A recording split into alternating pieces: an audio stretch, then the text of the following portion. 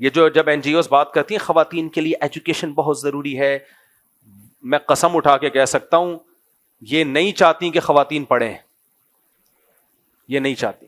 ان کا مقصد یہ ہوتا ہے کہ ایجوکیشن بہت ضروری ہے، کا مطلب یہ کہ یونیورسٹیاں اور کالج کھولو اور کو ایجوکیشن سسٹم ہو اس میں، اور اس میں خواتین کو پروفیسر پڑھانے کے دوران یہ سمجھانا شروع کر دے کہ تم باپ سے بھی آزاد ہو، شوہر سے بھی آزاد ہو، بھائی سے بھی آزاد ہو، بوائے فرینڈ رکھو اپنی مرضی کا. لیبل کیا لگایا جا رہا ہے؟ ایجوکیشن. سمجھ رہے ہو؟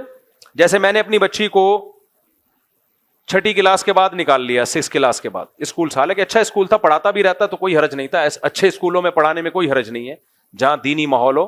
لیکن مجھے لگ رہا تھا کہ اسکول میں ٹائم ویسٹ ہو رہا ہے، ہوم اسکولنگ پہ لے آیا میں. صحیح ہے نا؟ ایک فیمیل ٹیوٹر میں نے پکڑی جو اچھی دیندار تھی اور ماہر بھی تھی، اس نے 2 سال میں 4 سال کا کورس کمپلیٹ کرا دیا اس. اور اس دوران ہماری باہر ٹریولنگ بھی ہوتی رہی ہے فیملی کے ساتھ، ورنہ اسکول میں جب بچے پڑھ رہے ہوتے ہیں تو آپ بچے کو باہر بھی نہیں لے جا سکتے سفر میں بھی، کہ چھٹیوں میں جائیں گے تو چھٹیوں میں ہو سکتا ہے ہمارے پاس ٹائم نہ ہو. بلکہ نہیں، جو 3-4 سال کی تعلیم تھی نا وہ 1 سال میں کرائی ہے، 1 سال بھی پورا نہیں، 1 سال میں. آپ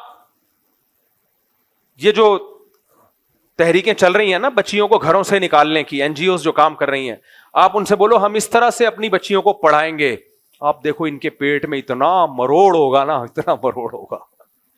تو ایسے ہی میرے بھائی بہت سی این جی اوز جو کام کر رہی ہیں، یہ میرے اور آپ کی خیر خواہ نہیں ہے، یہ عورت کی بھی خیر خواہ نہیں ہے. ان کا مقصد خواتین کو ایجوکیٹڈ کرنا نہیں ہے، خواتین کی تعلیم نہیں ہے، تعلیم کے نام پہ بالآخر انہیں چڑیاں پہنانا ہے. میں بالکل اینڈنگ پوائنٹ تک پہنچ گیا ہوں تاکہ ٹائم میرا اور آپ کا ضائع نہ ہو. چڑیاں پہنانا ہے کہ چڑیاں پہن کے گھوما کریں اور مردوں کی دسترس اور ہوس کا نشانہ بنے اور خاندانی نظام کی ایسی کی تیسی ہو جائے، یہ مقصد ہے. اپنا تو فیملی سسٹم وہ بحال کرنا چاہ رہے ہیں.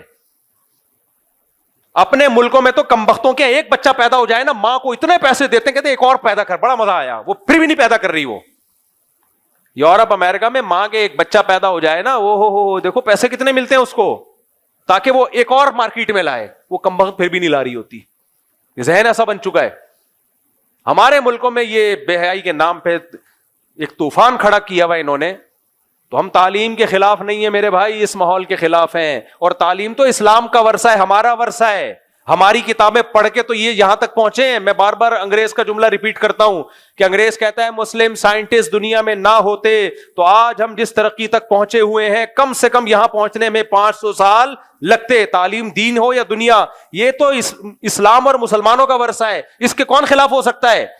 لیکن لیبل تعلیم کا لگ رہا ہے منجن، تعلیم کے نام پہ بیچا جا رہا ہے، لیکن ہے وہ منجن. اور اس منجن کا مقصد کیا ہے؟